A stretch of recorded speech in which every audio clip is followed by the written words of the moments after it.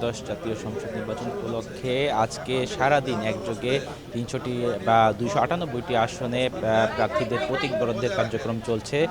আজ এই প্রতীক বরাদ্দ শেষ হলে আগামীকাল থেকে প্রার্থীদের প্রচারণা শুরু হবে। আমরা সকাল থেকেই ঢাকা বিভাগীয় কমিশনার কার্যালয়ে অবস্থান করছি। এখানে মোট ১৩টি আসনের প্রতীক বরাদ্দ দেওয়া হবে।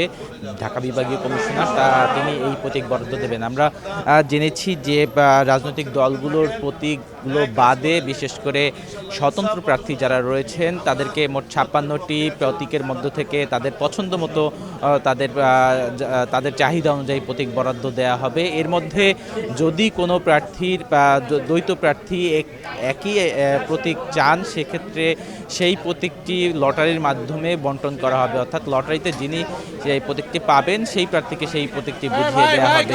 আমরা দেখেছি যে ঢাকা এই বিভাগীয় কমিশনার কার্যালয়ে সকাল ৯টা থেকেই কিন্তু এই প্রতীক বরাদ্দের কার্যক্রম চলছে। মূলত ৩০ মিনিট করে প্রতিটি আসনের জন্য বরাদ্দ রয়েছে, অর্থাৎ প্রতি ৩০ মিনিট অন্তর অন্তর এক একটি আসনের এই যারা প্রার্থী রয়েছেন তাদেরকে প্রতীক বরাদ্দ দেওয়া হচ্ছে।